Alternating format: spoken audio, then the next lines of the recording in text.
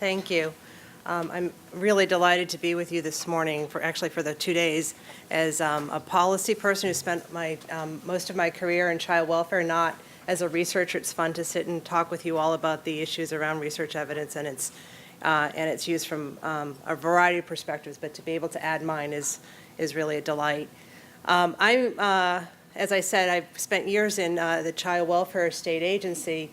My presentation this morning will focus on a particular initiative as a case study to explore the issues that we've been talking about. I should warn you up front that I'm not going to talk a lot about the role of research evidence. I'm going to talk a lot about other kinds of evidence, information, experience, and how to use that in ways that perhaps might mirror research evidence with the ultimate goal of bringing them all together.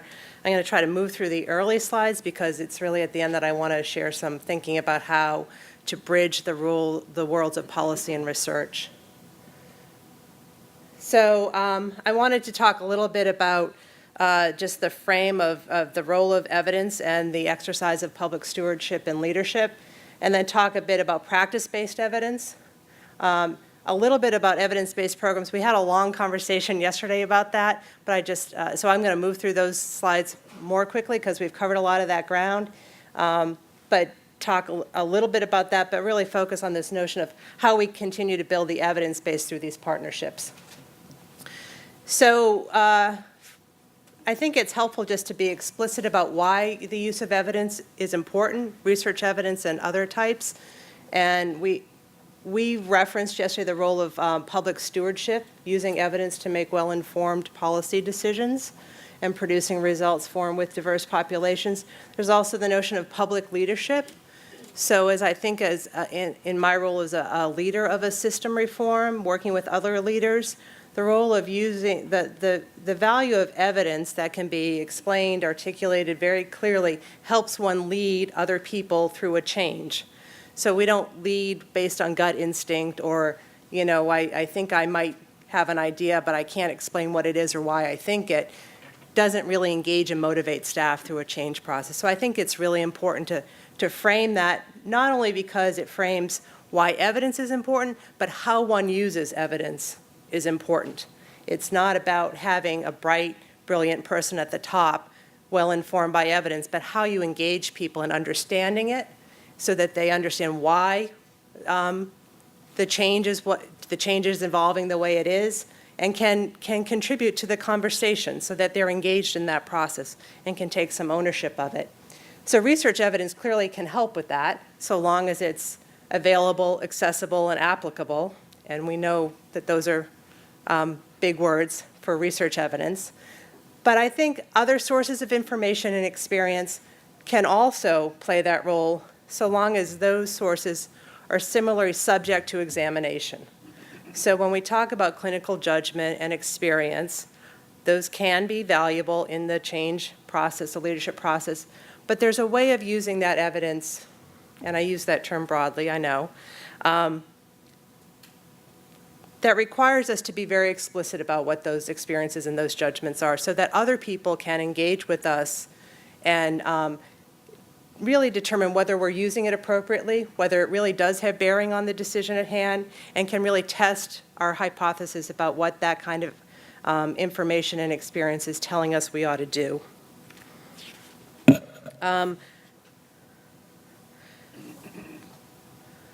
So this is, I'm just going to walk through fairly quickly a process that we went through when we were designing what we called family networks. So family networks became our name for our service system. It's our purchased, the department spends about $300 million a year purchasing services. This is not the Medicaid dollar, this is a social service dollar, on a range of services: in-home, community-based, intensive foster care, congregate care. And it was a very siloed system. All those programs grew up on their own, and we wanted to integrate that system to make it more coherent, to make it more cohesive. And so so that's what Family Networks is that system. I should note, I think that in child welfare, we think a lot about systems more than programs. So we had this conversation yesterday where we were talking about programs, and systems all that messy stuff in which they reside. Well, systems are the life of a child welfare person. So they're in the forefront, and the programs sit within them, but we really think very much in terms of systems. And we think of wicked problems and nested relationships and all those things you know about. So we were really thinking in a very systemic way. So we went through a process of really being very disciplined, transparent, about collecting and synthesizing all sorts of practice-based evidence. These are some of the key focuses. So we looked at residential services. We did a lot of focus groups with our field staff. We had a very intensive conversation about case management decision-making and the roles of public staff versus private staff in that. At every step of the way, we wrote that up. We put it out publicly. We allowed people to examine that practice-based evidence and our synthesis of it, and to test it and talk back with us about whether or not that was making sense to them. And then we moved forward to a design process. Ultimately, this results in requests for proposals, but we went through a very long process of collecting that practice-based evidence, integrating it with our administrative data. You know, child welfare has a very rich administrative data set because of the federal investment in SACWIS systems and the CFSR process, so that was part of what we looked at.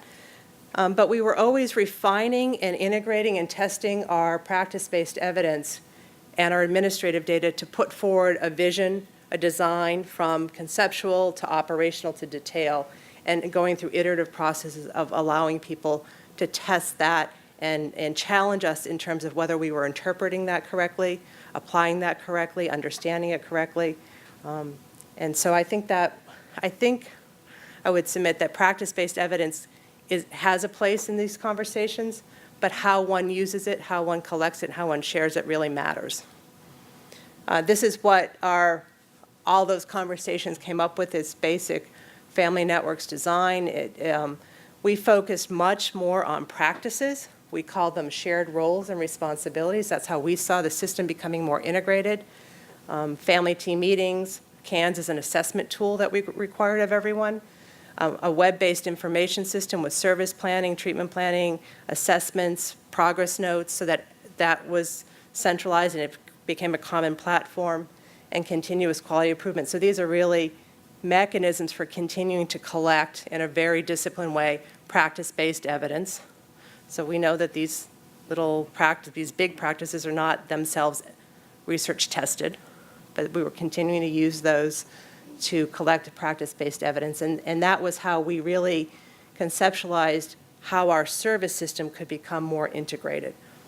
Shared roles begins to sound a little bit like common elements, but it's a pretty high-level common element. In the conversations that I've heard over the past couple of years, common elements is used at various levels of specificity, and it's very challenging to understand or crosswalk those conversations.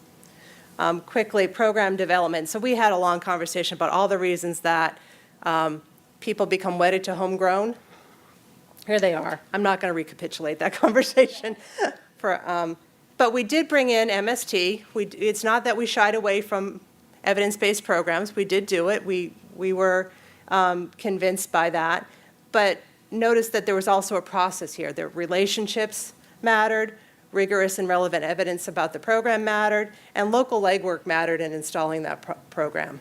So some of the same dynamics of the process of collecting practice-based evidence were shared in the implementation of the evidence-based program. So here's what I've been actually thinking about much more recently.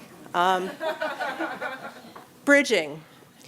So there are lots of designs for bridging policy and practice and research. And we have intermediaries and we have conferences, and we think a lot about this bridging notion. And I really have started to think much more beyond bridging, in part because sometimes bridges look like this, sometimes they look like that, and sometimes they look like that. And they just are hard to pass, even with good guides. And so what I've begun to think about is partnerships where researchers and policymakers work together to craft relevant research questions still conduct research in a very rigorous way, but I think that the solution for the bridging is actually in partnering. And I am having, and this may be the wonderful experience I had as a WT grant fellow, having spent time in a research shop and finding some very common ground. You know, I went there to think about and learn about research findings and their applicability to my world.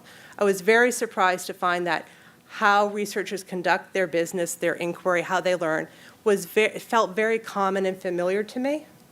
And so I really would suggest that the bridging, the bringing together of research evidence, practice evidence, all of that knowledge creation process is best done through partnerships rather than these bridging and thinking about these two communities on separate sides that occasionally come together, occasionally miss each other, where the research, the practice people might say, I don't think your research is relevant to me, or I don't understand it. We can come together and ask relevant research questions and handle them and explore them in various, very rigorous ways. I think that my hope is that we move from, we think about scaffolding from practice-based evidence and building through a rigorous hierarchy so that we don't just stay at practice-based evidence, but we eventually come to a place where policy folks and practitioners really could engage and support very rigorous, even RCT